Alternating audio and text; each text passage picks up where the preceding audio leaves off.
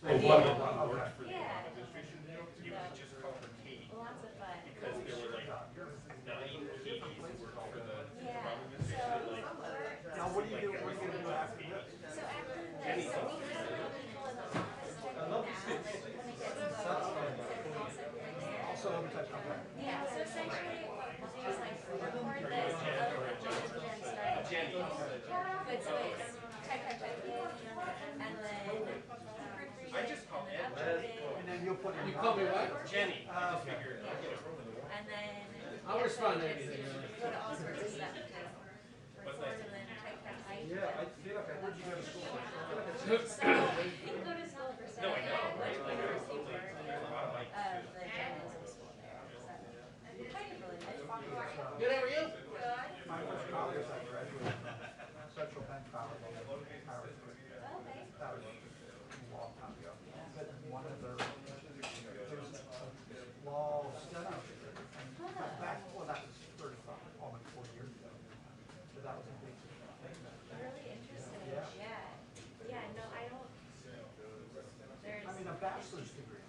Wow. Yeah, that's really fascinating. Well, apparently, it was really, Yeah. it was in transcribed. It would be work for a law. Oh, okay. I thought you were doing that. Yeah. Lucy? Right. Yeah. That's. Yeah, it's interesting. A lot of people ask like, how do you do like shorthand and have like a special keyboard? Like, no, we just type. Yeah. But whatever they say. Yeah. Now, you also type. No. So you're just getting on it. I'm just saying hi, yeah.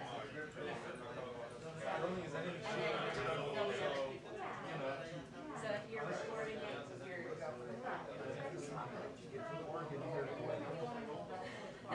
That's really sorry, actually, I knew someone who worked in caucus, but other than that, that's really, that's it. So, but worked in a lot of like organizations. Have you, Yeah, I just started, I started a few weeks ago. And you have like a little family going on?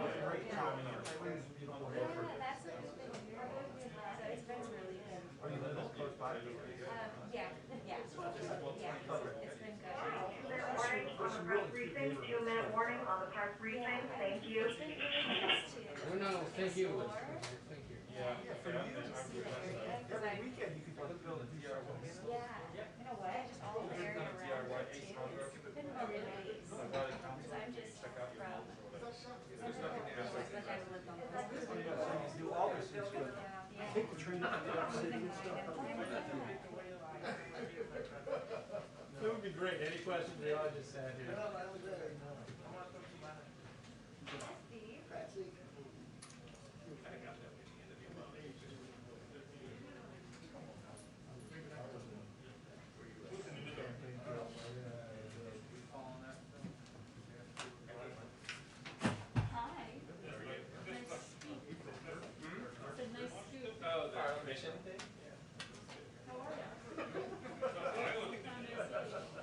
Yeah, well, with the rotation, it's like between this rotation and then other times we have like 5 or 6 of us who rotate later. You only end up coming not that often. 36 people decided this thing. No, hey, Ed, that's a hint for how large he wants the court to be. Yeah. This is my Right? feeling. Like 36. It's like, if you If haven't gotten that hint. it takes 36 to understand, my goodness. Someone's listening to this feed right now. I know. No, I can't work the weekend. Today's my like Tuesday. Oh, it is, okay. You're gonna have to Is correct. there much going I on? should check my mouth. That's what I always think. This is my first day back to work. Oh, gosh. We all on vacation, huh? When you transition from these days. Oh, yeah. They give you 7 days off. It's not too bad. I love that they have to write in that their travel expenses will be covered, but they're working for free.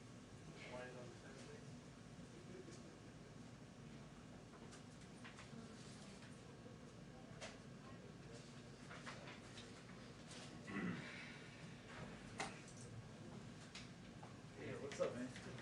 Good. Hi, everyone. Hello. Happy Friday. Okay, so if it's another day, we have another member of the Jobs Cabinet. Joining us today is Secretary Buttigieg. He served, as you all know, 2 terms as mayor of South Bend, Indiana, where he worked across the aisle to transform the city's future and improve residents' everyday lives. Household income grew, poverty fell, unemployment was cut in half. He helped spark citywide job growth and facilitated innovative public-private partnerships, like a benefits program to improve the city's transportation experience for workers. One of the mayor's initiatives, Smart Streets, led to benefits that included small business growth along previously neglected corridors and hundreds of millions of dollars in new private investment in the once empty downtown. He also served for 7 years as an officer in the U.S. Navy Reserve, taking a leave of absence from the mayor's office for a deployment to Afghanistan in 2014, and he is the first openly gay person confirmed to serve in a president's cabinet. I know you know a few things about him from the past. He will take a few questions at the end. We kind of have a time limit, so as always, I will be the bad cop. With that, I will turn it over. Thank you. All right.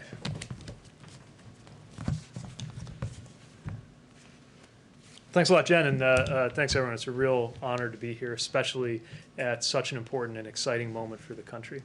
I'm convinced that this is the best chance in our lifetimes to make a generational investment in infrastructure, and that's what the American Jobs Plan does. The need is clear. It's growing by the day. After decades of underinvestment, we have fallen to 13th place globally in infrastructure. Delays caused by traffic congestion alone cost over $160 billion per year, and motorists are forced to pay over $1,000 every year in wasted time and fuel. Americans are spending too much of their money on transportation in the wrong ways, or don't have access to it at all. And the American people are making clear to all of us, regardless of party, that they want us to get it done, and they are not asking us to tinker around the edges. We've risen to this challenge before as a country.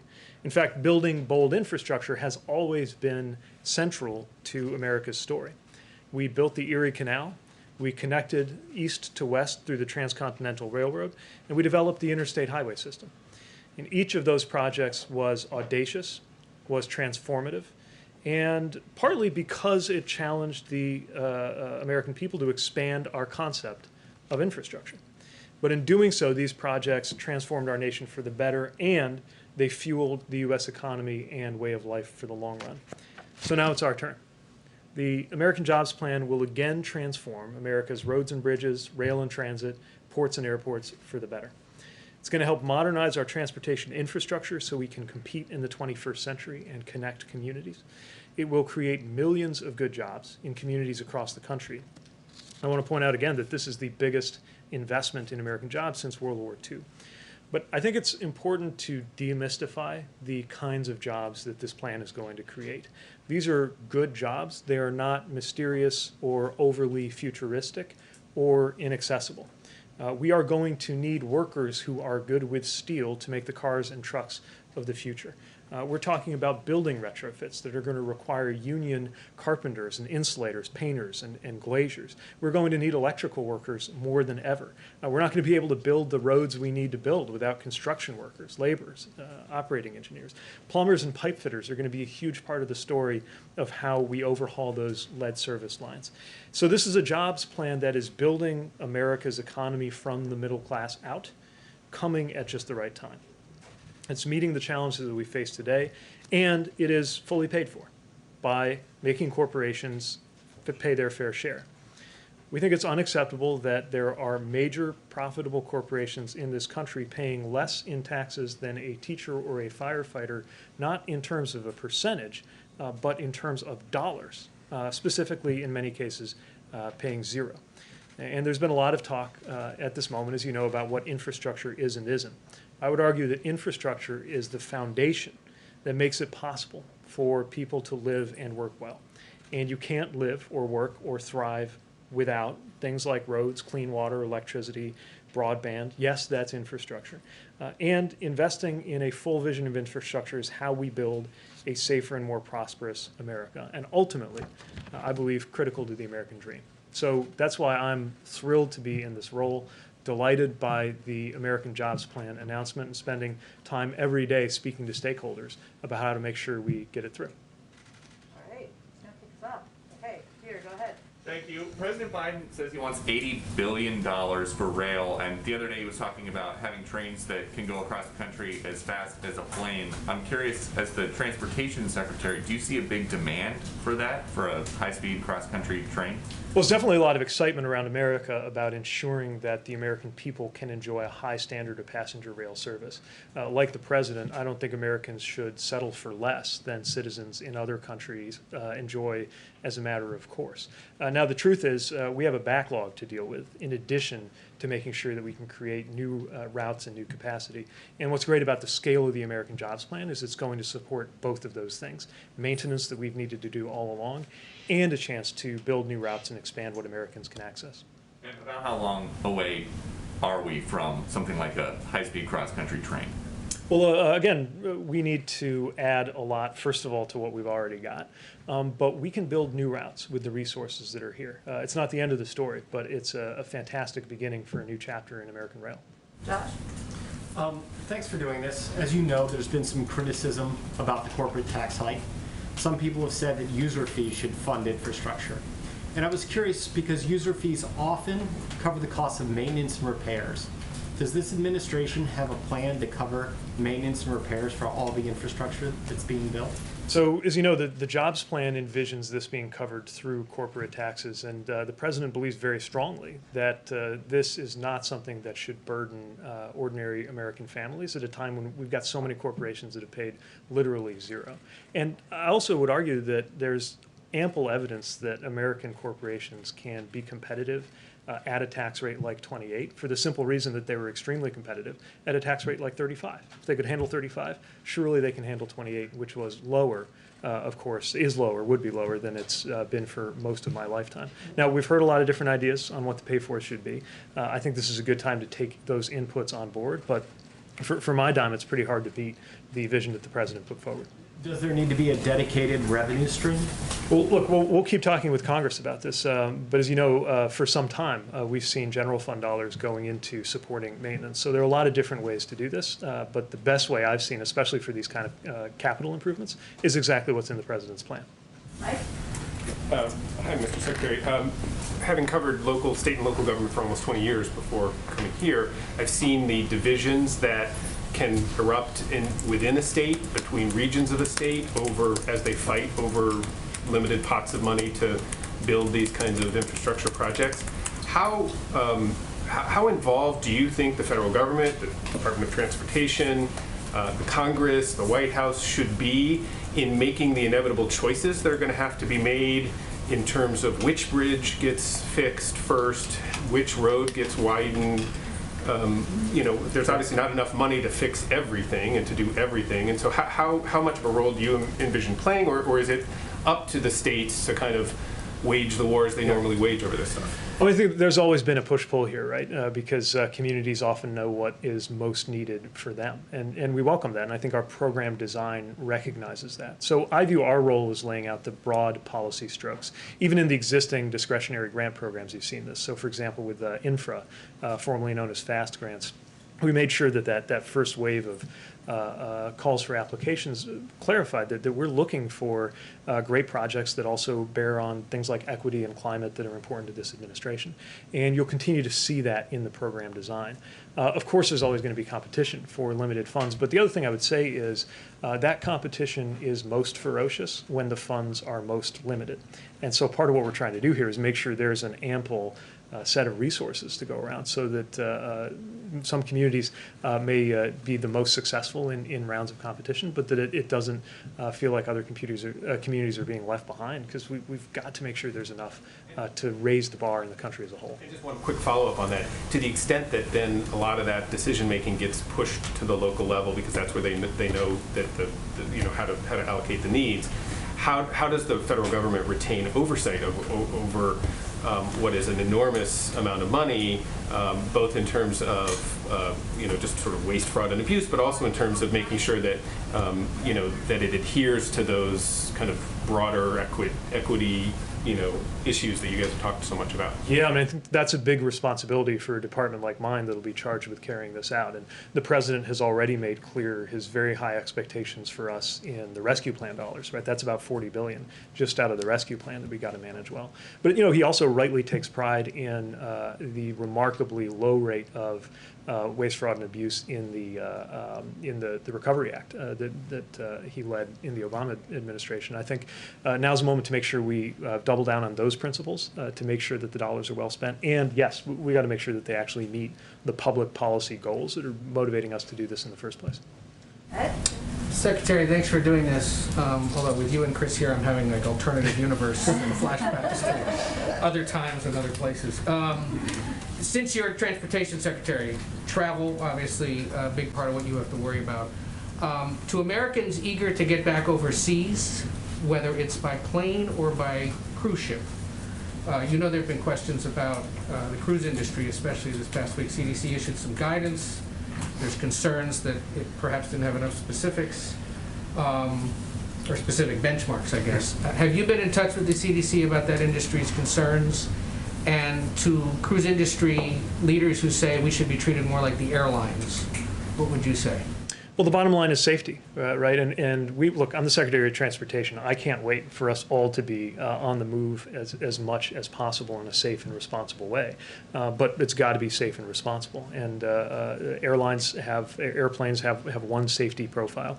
Cruise ships have another. Vehicles have another. And each one needs to be treated based on what's safe for that sector. I'll tell you, I certainly care a lot about seeing the cruise sector thrive. And I know that CDC is hopeful that a lot of these operators will be in a position to be sailing by midsummer, and laying out these specific kind of gates that they need to get through is a very important step toward that. And to the industry leaders who say midsummer is too late, to the governors who say that's too late from our state economies, you would say what?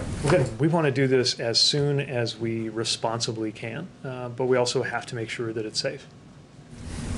Steve? Once you get the money from the rescue plan, is there a process for speeding the projects, getting construction started? Because there's always delays in permitting and so forth.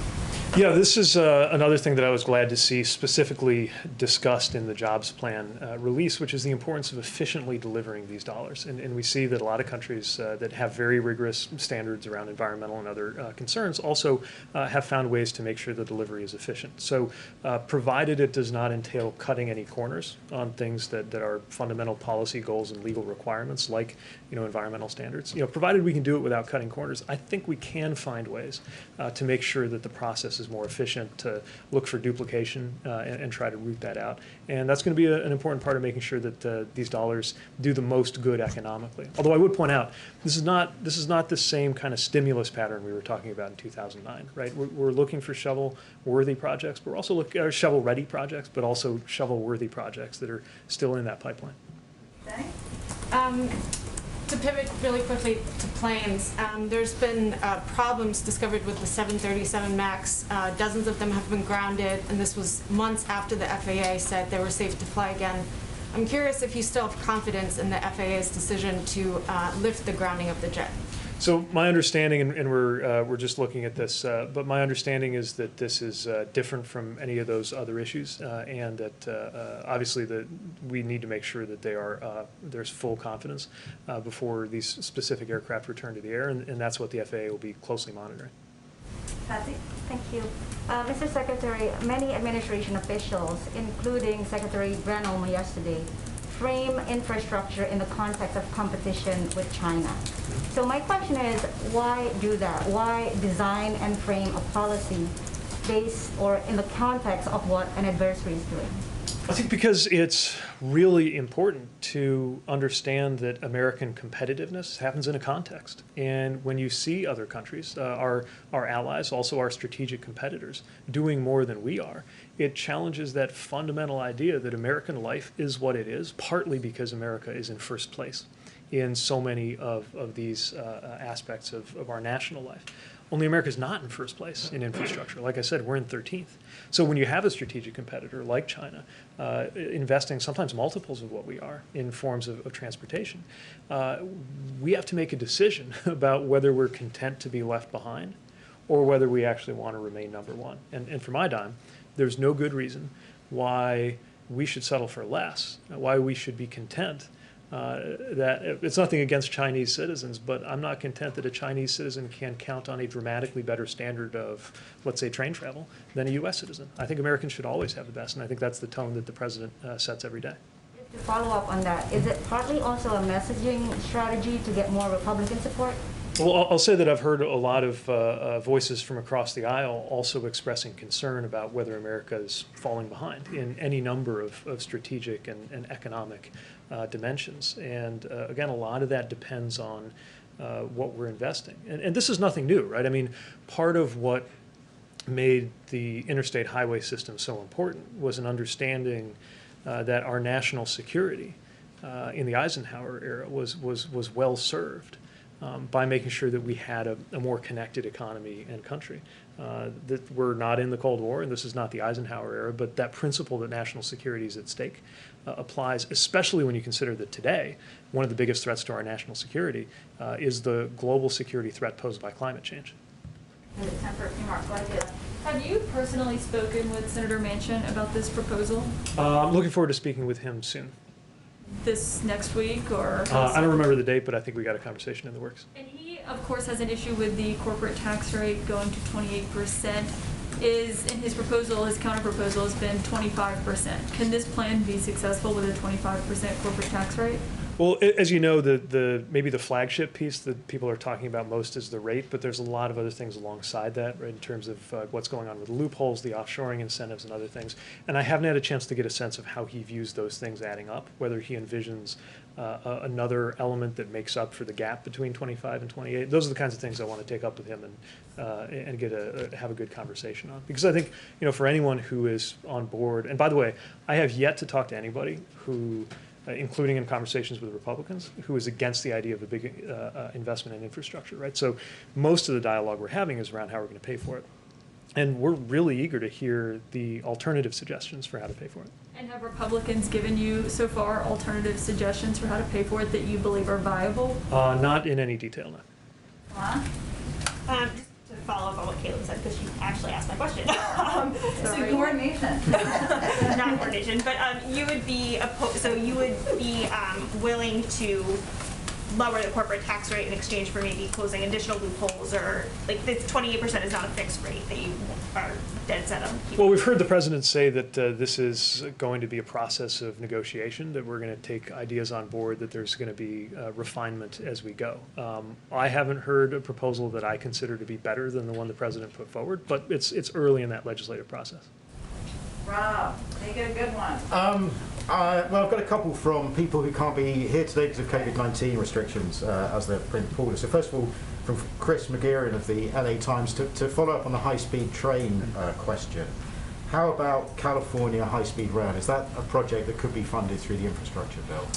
Potentially. I mean, I think it's important to recognize that communities of different types and in each part of the country can benefit from high-speed rail, or even from raising the standards of what most other countries would consider regular speed rail and their availability here in the U.S. But this is not crafted in a way that's targeting any one area. This is about lifting our game as a country. And if I may, from Ben Gittleson of WABC in New York. Does the administration support congestion charging in New York City, and will the administration do anything for drivers who will ultimately pay that premium? So this is a decision for the different parties that are all involved in that. Our responsibility mostly has to do with the environmental assessment process that goes on. We're certainly very interested to see that process unfold. And we think different solutions work differently for different parts of the country. It's not an example of something that's best designed here in Washington and then imposed on local communities. But obviously there's a real challenge with congestion there and a real revenue opportunity as well. Okay. Thank you, Mr. Secretary. All right. Thanks very much. Appreciate Real you honor to be coming. here. We'll have him, invite him back. Sounds good. Thank you. Thanks. And thank you for Chris, too, while you're here. You're welcome. I was a little concerned when I saw him deputized to be backup Easter Bunny, but I'm counting on you all to treat him Right. well. The indoctrination we agreed upon. Okay. Thank you so much. Thank you for joining us. Okay. All right. Chris will always be the bunny in our eyes. A couple of items for you while we are wrapping up the week. As you know, the administration submitted to Congress President Biden's discretionary funding request for fiscal year 2022. I know we did a call this morning, but just to give you all a little bit more from here. As Congress prepares to begin the annual appropriations process, the request lays out the President's discretionary funding recommendations across a wide range of policy areas and outlines a strategy for reinvesting in the foundations of our country's resilience and strength. The request, which represents only one element of the administration's broader agenda, includes major investments, proposed investments, I should say, in K-12 education, cutting-edge medical research, housing, civil rights, and a range of other priorities that are vital to our future. Later this spring, we will release the President's full budget, which will present a unified, comprehensive plan to address the overlapping crises we face in a fiscally and economically responsible way, and that will also include a number of the proposals you've seen him introduce over the last, the big proposal he just introduced and other proposals that he will introduce between now and then. Our country is confronting historic crises, a pandemic, an economic downturn, climate change, and a reckoning on racial injustice. At the same time, we're also inheriting a legacy of chronic underinvestment, in our view, in priorities that are vital to our long-term success and our ability to confront the challenges before us. So the President is focused on reversing this trend and reinvesting in the foundations of our strength, and this process provides another opportunity to do that. And so the funding proposal is an indication of our priorities. You may have also noticed another flag flying above the White House today, in keeping with the President and the First Lady's commitment to honor the sacrifices of all those who serve, including veterans, their families, caregivers, and survivors. The President and First Lady have restored the POW MIA flag to its original location on top of the White House residence. In a true display of bipartisanship, Senators Hassan, Warren, and Cotton wrote to the President at the beginning of the administration, requesting the POW MIA flag fly high above the residence. This follows passage of a bipartisan legislation in 2019, led by those same senators, which requires the flag to be displayed whenever the American flag flies on federal buildings. Today also happens to be National Former Prisoner of War Recognition Day, a day when we remember and honor those who were in captivity in service to our nation and recognize those who awaited their return. I have two more items. One of them's a week ahead. The Semiconductor Summit, of great interest to many of you, I know. On Monday afternoon, following President Biden's release of his America, let's see, hold on. On Monday afternoon, National Security Advisor Jake Sullivan and NAC Director Brian Deese will host a virtual CEO summit on semiconductor and supply chain resilience to discuss both the American Jobs Plan as well as steps to strengthen the resilience of American supply chains for semiconductors and other key areas, something we discuss in here quite frequently. They will also be joined by Secretary of Commerce Gina Raimondo, who has been one of the leading voices in the administration. We provided a list to the pool of the attendees or the companies that will be represented at that, which you should all have, and if not, let us know and we will give it to you directly after the briefing. Finally, for the week ahead, the President will, of course, continue making the case in public and in meetings with members of Congress for the critical need to pass the American Jobs Plan, make historic investments in infrastructure. On Monday, he will meet with Democratic and Republican members of both the House and Senate to discuss the American Jobs Plan and the need for a bold, once-in-a-generation investment in America to put millions of people to work. I expect we will provide that list on Monday. Once attendees are confirmed, it will be bipartisan and bicameral, that meeting. As Speaker Pelosi's office announced earlier today, on Tuesday, the President will pay his respects in a congressional tribute for U.S. Capitol Police Officer William Evans as he lies in honor in the Capitol Rotunda. Later that day, he will meet with members of the Congressional Black Caucus at the White House. On Thursday, the President will meet with members of the Congressional Asian Pacific American Caucus. And on Friday, the President will welcome the Prime Minister of Japan. As you all already know, this will be the President's first in-person visit with a foreign leader, reflecting the importance of our bilateral relationship, and I expect they will take some questions after that meeting. With that, Josh. Thanks, Jen. Three things real quick. First, the discretionary spending proposal tries to make investments in the country that the administration says couldn't be made because of the 2011 Budget Control Act and the caps on spending. That deal had to be reached with Republicans. And I'm curious, what gives you more confidence that an increase in discretionary spending can be reached with today's Republicans than the Republicans of a decade ago? Well, I would first say that any budgetary proposal, including a discretionary proposal that is not a full budget, is an opportunity to outline the priorities of the existing administration. And it is a reflection of the President's view that a number of these discretionary programs were underfunded over the last several years, and therefore prompted a plus-up and a proposed plus-up, because if we are going to address a range of issues where there is agreement among Republicans as well that we need to work together to, support additional funding to address these various crises in our country. So I will say we're at the beginning of our process. This is the beginning of what we know is a long journey. It's meant to give discretionary guidance so that officials and staffers on the Hill, the people who followed in the footsteps of Shalonda Young can get to work. That's exactly what it will do, and we're looking forward to having those conversations. Two, does the President have any thoughts on the votes of Amazon workers in Alabama against unionization, something he kind of encouraged them to take that vote? Well, the President has said that whether to organize a union is a worker's choice. And the National Labor Relations Board has a process for ensuring there is an accurate count of the votes cast in selection so that we can know what choice the workers have made. So the President is going to wait, just for your own planning, for the NLRB to finish its process and declare a result to make a further comment. But I will say broadly, as you know and you alluded to in your question, we know it's very difficult for workers to make the choice to form a union. That's why the President's American Jobs Plan includes protecting the Right to Organize Act, which would give more workers the ability to organize and bargain collectively with their employees. And that's a fundamental priority for him, something he's fought for throughout his career. But we will wait for further comment until the NLRB concludes their analysis. And then North Korea's leader said the country's economic woes right now are the worst since the famine in the 1990s. Does that create any additional security risks for the U.S., and are we under any obligation to deal with a humanitarian crisis? Well, first I would say that no actions that we are taking as it relates to sanctions are meant to be targeted at the North Korean people. They are in the conditions and the circumstances they're in because of the actions of their leadership. We continue to work with international leaders and organizations to provide humanitarian assistance, something that we believe is important and vital to do from a humane standpoint, even while we have issues with their nuclear aspirations.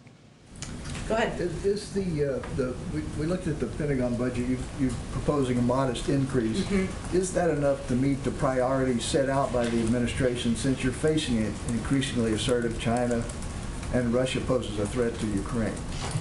You're absolutely right, Stephen. We've spoken, of course, about our concerns about exactly those issues. I will say that first that this is a proposal for to give guidance to the Hill and hardworking budget staffers on the Hill as they put together the 2022, budgetary plans. The focus of the plus up on defense is meant to address a couple of issues over that period of time, promoting diversity and inclusion in the armed forces, fulfilling our commitments to military families. Part of it goes to military and civilian pay increases, or that's what is proposed, prioritizing defense investments in climate resilience and energy efficiency. We believe it provides a robust funding level for the military forces needed to deter war and ensure our nation's security is grounded in the administration's interim national security guidance. But again, there will be a full budget later this spring that will be proposed by this White House. Secondly, China's been conducting military exercises around Taiwan. How do you interpret these moves? Are you concerned that they might invade Taiwan? First let me say that we're not looking, as you know, for confrontation with China. Our focus and our relationship is one based on steep competition. We have been clearly, publicly and privately expressed our concerns, our growing concerns about China's aggression towards Taiwan. China has taken increasingly coercive action to undercut democracy in Taiwan. We've seen a concerning increase in PRC military activity in the Taiwan Strait, which we believe is potentially destabilizing. So we are watching that closely. I can't make any other predictions from here. Of course, the Department of Defense and others would be in the lead on making those assessments. Go ahead.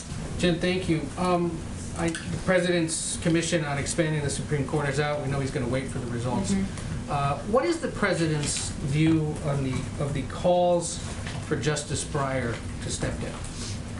He believes that's a decision Justice Breyer will make when he decides it's time to no longer serve on the Supreme Court. So should the groups pushing for him to go back off? I think I can just speak to what the President's view is of the Supreme Court Justice's ability to make his own decision. And outside the inauguration, when he was sworn in, has he had any conversations with Supreme Court justices? Not that I'm aware of. I'm happy to check if there's anything we can read out.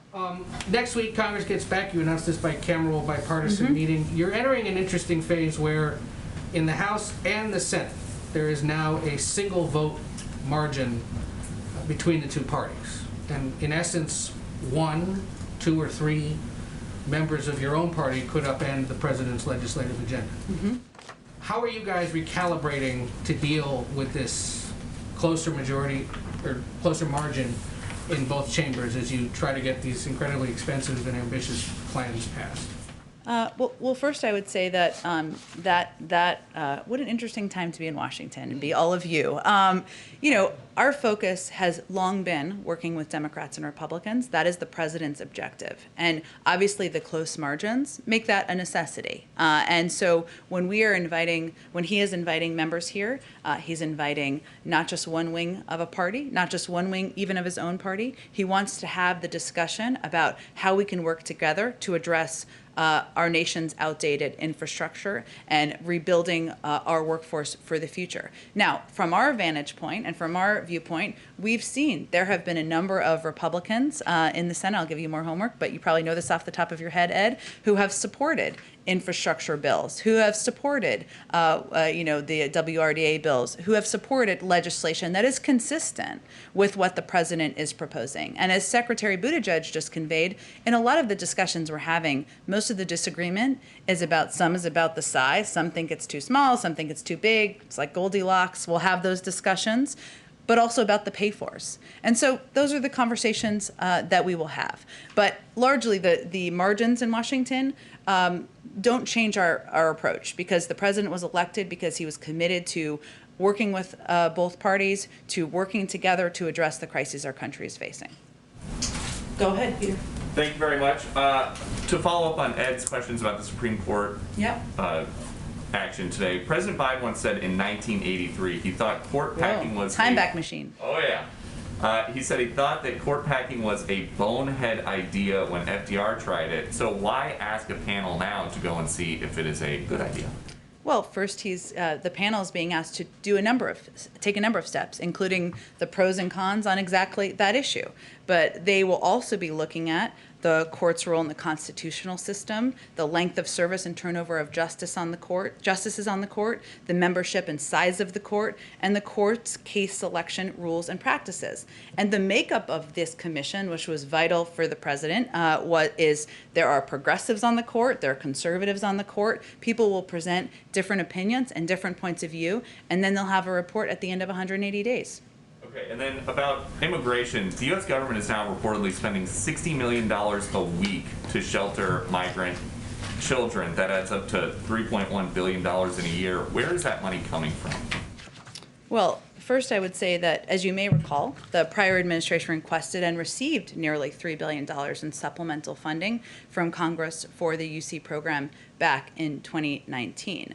That came after the previous administration had already made multiple transfers of hundreds of millions of dollars. And our commitment is to ensuring HHS has the funds it needs now to safely and humanely care for children, which of course is resource intensive. We know that. There are 200 permanent shelters around the country, and there are needs related to the pandemic, social distancing, enhanced ventilation and testing that are additional needs given the time that we're living in. And because of the time that we're living in, is there concern if this is HHS money that it is, that these shelters, the Washington Post says the costs are going to rise significantly, that the shelters might be draining pandemic response elsewhere? No, that is not what our concern is. At all.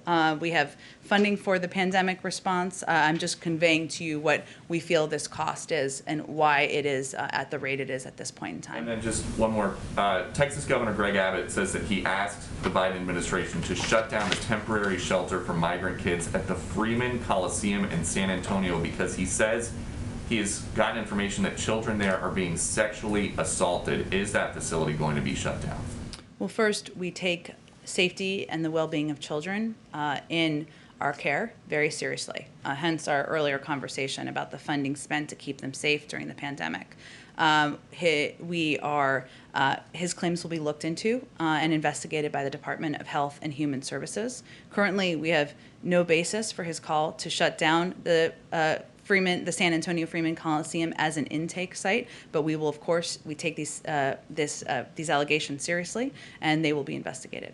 The last one would just be, you said this week that you guys are trying to make the processing more efficient and effective, and that you're addressing this in a humane way that keeps these kids as safe as we possibly can. If these allegations are true, how is that consistent with what you guys are Well, again, we are looking into these allegations. We take them seriously, and our focus remains on the safety and well-being of children. Hence, we're looking into them and taking it very seriously. Go ahead, Caitlin. Thank you. On the Commission for the Supreme Court, when President Biden first disclosed this idea, I believe he was still a candidate when he said this, he said he wanted recommendations as to how to reform the court system because, quote, it's getting out of whack. Yet this commission is not going to actually make recommendations. They'll be doing a report 180 days. That will be released to the public. But it's a report, but it's not them actually making recommendations to the president. Well, I'm sure he'll take a look at that report that this diverse group of members are putting together, thinking through over the next 180 days, and it will impact his thinking moving forward. So, but it won't explicitly say, here's a recommendation from what we've studied to do X, Y, Z. It's meant to be a report and a summary of their discussions and their findings. I don't know what it will look like, and I'm not going to get ahead of what their process will be. Okay, and then of the lawmakers who are being invited on Monday, who picked the group of lawmakers that are being invited? Was it the president? The White House? These decisions are made in coordination between the Legislative Affairs team, and of course, with the approval of the President, and who will be invited. And I will just say that whenever we have the final list, this will be the first of what we envision, as you can see by his schedule next week, to be many meetings, and many of them bipartisan as well. And is it important for him to have Senator Manchin there on Monday? I'm not sure if he will be a part of it or not. He's somebody that we're, of course, in close touch with, and we look forward to working with as we move the American Jobs Plan forward. Okay, and my last question on Johnson & Johnson, given just how much money the federal government has given them and the president has ordered an additional 100 million doses from them, has he actually spoken with any of the executives at Johnson & Johnson, given these uneven numbers of doses that we're seeing coming in and how slow they've been to get an even, steady supply of production? Well, I would say that our COVID coordinator, Jeff Zients, and other members of our COVID team are typically the appropriate points of contact with leaders from any of these companies. We always expected there to be up and down their production. We, of course, as you all know, because we've been talking about it, they have taken steps and they've worked closely with HHS to work toward FDA approval. That's obviously up to the FDA for the emergent facility, which will certainly enhance their production capacity. But we see this as, our role here is to take steps we can from the federal government along the way to help ensure that we are getting as much J&J supply and doses out to states, out to the American people, so that it can contribute to our recovery from the pandemic. But we always knew, we've known for some time that there would be ups and downs on the road. But I think also we thought that they would have a lot more ready by now than what they have produced. I mean, according to the initial federal contract even, it's far different than what that was supposed to be. Understandably, there are issues, but does the president feel that this rises to the level that he should make a phone call to someone at Johnson & Johnson to discuss what's been going on? He's confident in the role that the COVID team plays, and we've also been assured by Johnson & Johnson that they remain committed to meeting their contract of delivering 100 million doses by the end of May. Go ahead, Mike. Two things. First, to follow up on Caitlin's question about the commission, it is my understanding that the commission has actively decided not to make any specific recommendations for or against the issues that they're examining, whether that be term limits on justices or expanding the size of the court. That does differ from what the president seemed to say as a candidate. Are you suggesting that he wants the commission to change that direction and actually come to him with specific recommendations? No, I'm only suggesting that he asked his team to put together this commission to reflect a diversity of viewpoints, which it certainly will. And I'm certain that when that report is released in 180 days, their work has not even begun yet. He's going to sign, once he signs the executive order, it can officially begin. That will of course impact his thinking moving forward. But he wants smart legal experts, people who have been thinking about these issues for decades, to have a discussion and a debate about it and deliver him a report that we will again be delivering to the public, and you all can read once it is completed. Okay. And then on Afghanistan, there are reports out about growing frustration among the commanders and the military and the president's generals about the president's indecision on the question of what to do by May 1st. What do you say? What does the president say to his generals and the people that are dealing with the situation in Afghanistan as to why we're now just weeks from this deadline and we still don't have an answer as to which way it's going to go, whether the troops are leaving or not?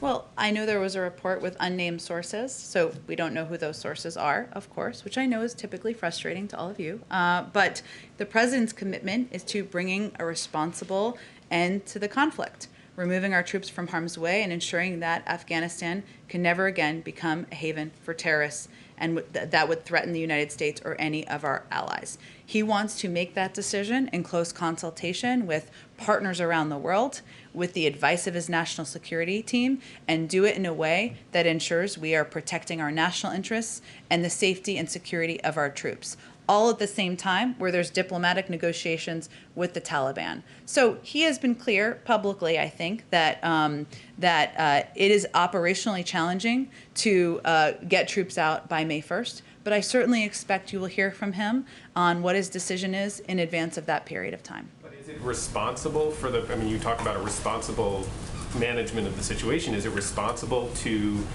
let a deadline like that come within a matter of days even, perhaps, with the military not really knowing for sure what their posture is going to be? I can assure you that the president's approach is responsible and that he is taking the advice, the counsel, the consultations of members of his military leadership, members of his diplomatic leadership, and also our partners and friends around the world into consideration as he's making his decision. And his view is that's the responsible approach. And one last thing that occurred to me, I wouldn't want Friday to go by without asking. It's about the dog?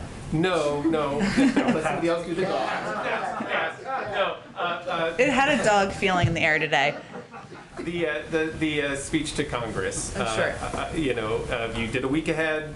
I know. Didn't seem to have that included in there for next week. It will not be next week. It will not be next week. So do you have any? I think you said yesterday or the day before you're still working with the Speaker's office, but nothing new to add? Nothing new to report. And I would just remind you that whenever a date is finalized, the invitation would be officially issued, right, from the Speaker's office. So, but we are still working to find out. Part of the question about that would be, though, you've obviously now, you're stacking up things that you need to sell, that you and the White House and the President need to sell to the American public. Mm-hmm. You've got the jobs plan now, you've got the budget that, you've added on there. Yeah. Presidents typically use these moments of a speech to the Congress and to the public as an opportunity to sell this, to kind of make the pitch.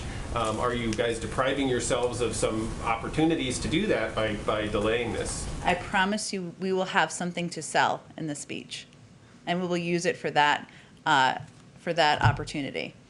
Go ahead, Patsy. Thank you. Jen, my question is about U.S. global response to the pandemic. Mm-hmm. Now, we know that we've given $4 billion to COVAX. There's the initiative with the Quad, some vaccine sharing with Mexico. But what we haven't heard from the administration is a kind of comprehensive and detailed strategy in terms of what the U.S. is doing to help the world recover from the pandemic, not just in terms of vaccine sharing, but also supporting financing mechanism or manufacturing, what have you. And I know that you've just appointed the Global COVID Response Coordinator. Mm-hmm. When can we expect her to be here to share the administration's strategy with us? Well, we're happy to invite her. She works out of the State Department, right? So I would expect that she might speak there first if you or a colleague is over there covering. I would say, look, that our approach is that the president remains committed to playing a constructive role in the global effort to defeat the virus. That includes contributing through COVAX. It includes obviously lending doses to Canada and Mexico. It includes considering a range of requests that are coming in from around the world. But as we've also seen, this is a very unpredictable virus, and his first priority is ensuring that the American people are vaccinated. And that means we need to plan for supply so that we can, when we know what's most effective for kids, that we can plan around also different things that come up, as we've seen over the last week or so with Emergent and Johnson & Johnson, that we have enough supply and enough capacity, and we've done enough contingency planning for that. That's our first priority, but we will continue to be work to play a constructive role in the global community. I understand that the strategy is to be oversupplied and overprepared for domestic needs, but at what point should the administration consider pivoting from just focusing on domestic needs and start responding to global needs, particularly at a time when China and Russia, as you know, is increasing in terms of their vaccine diplomacy? Well, when we are confident in our supply at home, we will share vaccines, including through COVAX. I have one more. Okay. Yesterday you mentioned that the administration is concerned about Russia's increased military presence in the border with Ukraine. Can you confirm reporting that the administration is considering to send warships as a show of support to Ukraine in the region? I would point you to DOD for anything about our military assets. Go ahead, Jenny. Thanks. On the climate summit, I think we're now 2 weeks away, and I asked a couple weeks ago if there was any plans to have a bilateral with the Chinese president on the sidelines of it. So first, has the White House made a decision on that? And then two, do you plan any bilaterals on the sidelines to conduct any business outside of the overall climate summit that's taking place? It's a great question. We're still figuring out what the additional components or what the format of the summit will look like. We've invited about 40 leaders from around the world, so there's obviously a lot of scheduling to be done, but I expect we won't have a final update on that until we get to be probably within days of the summit. Okay. Sure. Go ahead. Thank you very much. 2 questions, if I might. One on Ukraine. So you've had a response to SolarWinds and the past election meddling pending for, well, ever since we've been doing this. But is there any concern that the new challenges from Russia are kind of piling up now? And is the administration, which is obviously still a new administration, ready for that? And as an example, does the administration have, ready to go, a response if Russia were to send some of those troops, or all of them, into Ukraine, which is obviously not impossible? And if you do have a response ready to go, have you communicated it to the Kremlin as a means of deterrence, you would hope? Well, first I would say that of the actions that have already been taken that we've had ongoing reviews about, we've been clear, but I will reiterate, there will be consequences, some unseen and some seen. We will hope to have more about those soon. I know you guys are tired of hearing that, but hopefully soon. As it relates to the escalating Russian aggressions in eastern Ukraine, including Russia's troop movements on Ukraine's borders, we are, of course, in close consultation and working with partners and allies in the region to assess, to share intelligence, to determine what's happening, and what can be done about it. But I'm not going to get ahead of that internal diplomatic process. Have you made that call, as it were, to the Kremlin to say, you do this is what's going to happen, to try and put them off or not? I wouldn't say that's exactly how it goes down, but we of course communicate closely. I will say we communicate at many levels, as you know. There was a call that was done at the defense secretary level just last week with the Russians. There was also a call done by our Secretary of State. We, of course, communicate at many levels that are even far below that. And, of course, the President spoke with the President of Ukraine just last Friday. So I can assure you there is ongoing diplomatic engagement between us and a number of countries in the region, including Russia, including Ukraine, including our European partners and allies who share a number of our concerns about the aggression of Russian movements on the border. Thank you. And the other question, domestic. On the infrastructure, where on a scale of 1 to 10, if you could do that? Probably not, but try me. I always love yes and no questions. Well, this is a 1 to 10, so okay. But 10 please. Go ahead. Does the President, who is an avowed bipartisan guy, put getting 1 or more Republicans to support this? You've been saying consistently that it doesn't, in a way, it doesn't matter what they do on the Hill because the public supports what the President is doing, and you point to polls. And they do say we don't say it doesn't matter. It's just an impact. And there is a question that I hope your colleagues on the Hill ask a number of Republicans, which is why would they oppose investment in our nation's infrastructure when the vast majority of the American public thinks it's imperative we do? But as the Secretary just said, the disagreement is not really about the need to modernize our nation's infrastructure. It's about the size, it's about the pay-fors, and we absolutely understand there will be compromise, there will be debate. That's all a part of the process. Is it a little dangerous to be always citing the polls, though, as your basically your credibility? Do you not think the American people's view is important as it relates to what elected officials do on the Hill? Sure, but don't polls change a lot, whereas the elected officials are elected officials? There's been pretty consistent support for infrastructure, and I think it's an important point. We feel like it's an important point because when we talk about bipartisanship, we're talking about how we meet the needs of the American people. Republicans, independents, Democrats. Rebuilding bridges is not a Democratic idea. Ensuring kids don't have access to clean water is not a Democratic idea. Broadband access probably actually impacts more rural areas that might be leaning more Republican than Democratic if you look at it, the maps across the country. So our point is this is addressing not a political issue. This is addressing a vital need in the country that's not that impacts all of the American people. I think that's a 7. A 7. Okay, fair. I don't even know what the rating numbers are about anymore. Rob, go ahead. We saw the statement earlier, but has the President been in touch with Buckingham Palace, number 10, about the death of Prince Philip, and does he have any plans to attend the funeral? He has not been in touch directly himself. No, we put out a statement in his name and the First Lady's name earlier today. I'm not aware of any plans at this point in time. And Hunter Biden's book is out this week. To what extent was the White House, the president, the transition, or whatever that timing might have been, involved in vetting its contents?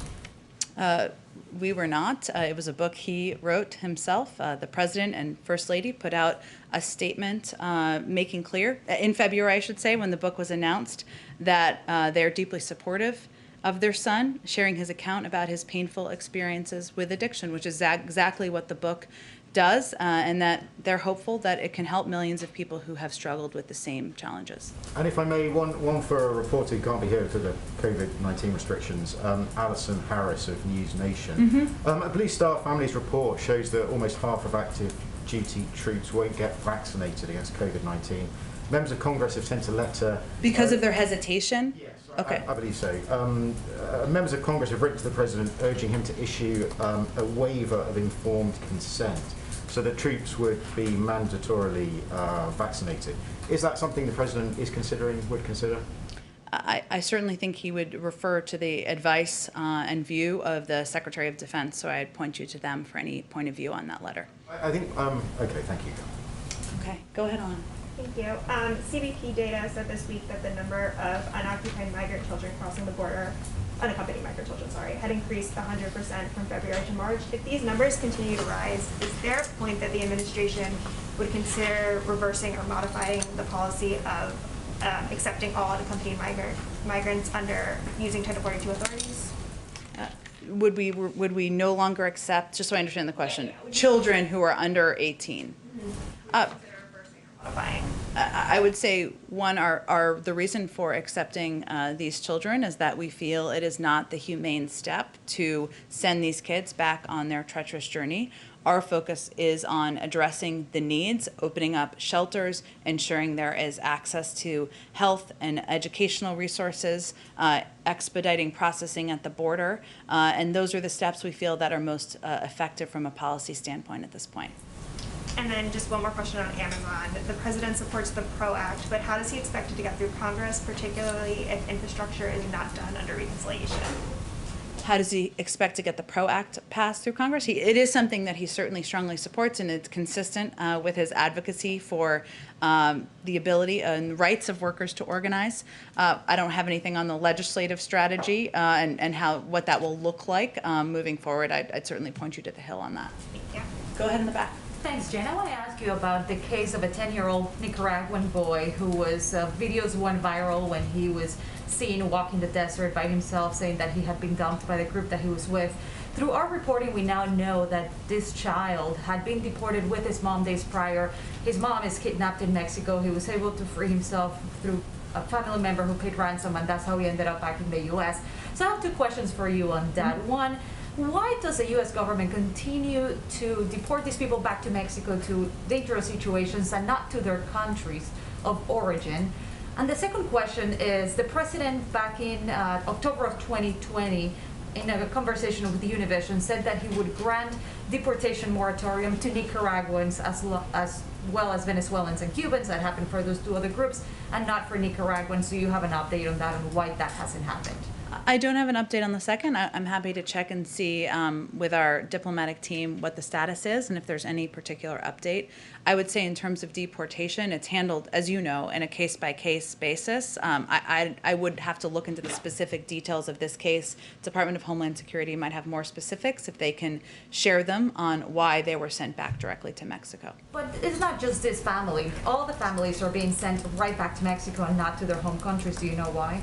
I don't have any more information, and they're all handled on case by case. We don't typically speak about each case given privacy concerns, but I can see if there's more we can share on this particular case. And let me ask you what happened earlier in the week when the president of El Salvador did not welcome and did not want to meet with Mr. Zúñiga. What do you make of that, and how can you work with that government if those relationships seem fractured in a way? Well, you're right that when Special Envoy Zuniga was in El Salvador, he did not meet with the president, but he did have productive meetings with the foreign minister, other senior officials, such as the Attorney General, OAS representatives, members of civil society, private sector leaders, and others. So we felt it was still quite a constructive trip. These meetings, in our view, lay the foundation to build on the already strong bilateral dialogue we have with the administration at all levels, and we'll continue it from here. Move forward without the president being involved, the president of that country? I don't think they're predicting he won't be involved. He just didn't have a meeting when Ricardo Zuniga was in El Salvador on the last trip, but he had a number of other constructive meetings, which we feel are a strong basis and foundation for moving forward. Go ahead in the back. Thank you. Do you see any changes in the Chinese behavior or the approach which the Biden administration is asking China to do that? Sorry, the masks make it hard sometimes to hear, and I know you're all the way in the back. Do we see changes? Do we say it one more time? Yeah, you have reached out to Chinese. Even president has spoken to the Chinese president.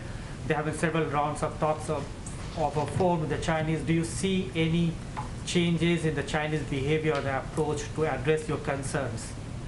Well, I would say we're less than 100 days into our administration. What we can control is how we approach our relationship with China. We see it as one that is about competition, not about conflict.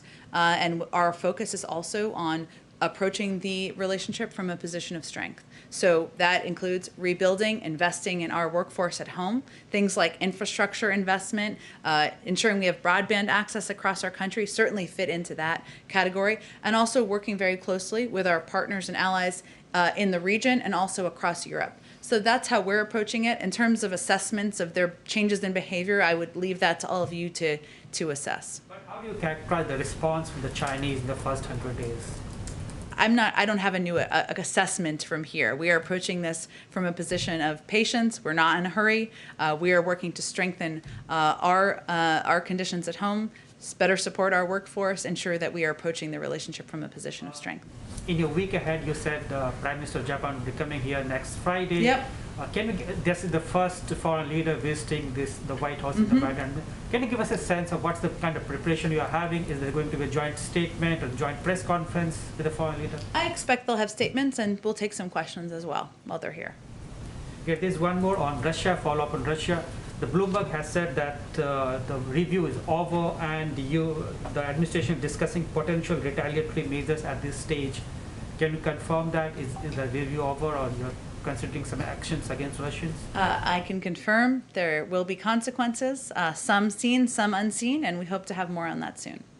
Thank you. Go ahead. Hi, thanks. I wanted to ask about the infrastructure plan and Sure. Climate, specifically clean energy tax credits. Treasury released a summary recently with a few more details on this, but I'm just wondering if you guys have, the White House has kind of a top line number for all those credits, how it affects the overall climate impact of the plan, and what role those might play in selling the plan to some Democrats on the left who have suggested they think the plan doesn't go far enough on climate. Sure. Well, I will say that the plan, we feel, reflects on the president's view that there is a profound urgency and existential threat that we are facing from our climate crisis. That the climate crisis is presenting an existential threat, I guess, is the more grammatically correct way to say it. And we believe that he wants to take every opportunity we can to help address that. So the American Jobs Plan will position the United States to meet President Biden's goals of creating a carbon neutral power sector by 2035 and a clean energy sector by 2050. It will do that by building modern, sustainable, and resilient infrastructure, ensuring clean, safe drinking water is a right and available to all communities, revolutionizing electric vehicle manufacturing, mobilizing the next generation of conservation and resilience workers. This will not be the totality of what we do to address the climate crisis in the Biden-Harris administration, but it is certainly an important step and one that we've had positive response from a number of members. Specifically on the clean energy tax credits, do you have any other, again, top line numbers, or do you have any idea of when those may be forthcoming? And just so I understand the top line numbers in terms of the impact of the tax credits? Some of the credits you guys want to extend, et cetera, but does the White House have actual dollar figures for how many billions of dollars that represents, et cetera? We did put out a 25-page fact sheet. If it's not in there, we will certainly get you more specifics, and we hope to have state-by-state details early next week. Thanks, Jim. Oh. What? Oh, he's a new member of our, I'm just kidding. What we're going to start doing is we are going to start taking a question from a regional reporter who does not live in Washington, can't be here. Many of you started your careers that way. So thank you for reminding me because I was going to walk off. Hello, it's very nice to meet you. Thanks for, and you're from Anchorage, Alaska. Come to us from Anchorage. Yes, I'm here at the state capitol in Juneau today, though. Great, thanks for joining us. So this is the White House press corps. They won't ask you questions, but how can we help you? What questions do you have for us today? Well, thanks for the opportunity. The Secretary discussed the CDC limits on cruise ships, but here in Alaska, there's a second block that applies because ships must stop in Canada on the way to Alaska, and Canada isn't allowing cruise ships right now. Here in the state, Republicans and Democrats have requested a temporary waiver of the law that requires. Alaska's a long way. Oh no. Did you hit your mute button? Uh-oh, you didn't hit your mute button, did you? That may be on our end. We need Secretary Pete. Can you hear me now? Yes, apologize for that.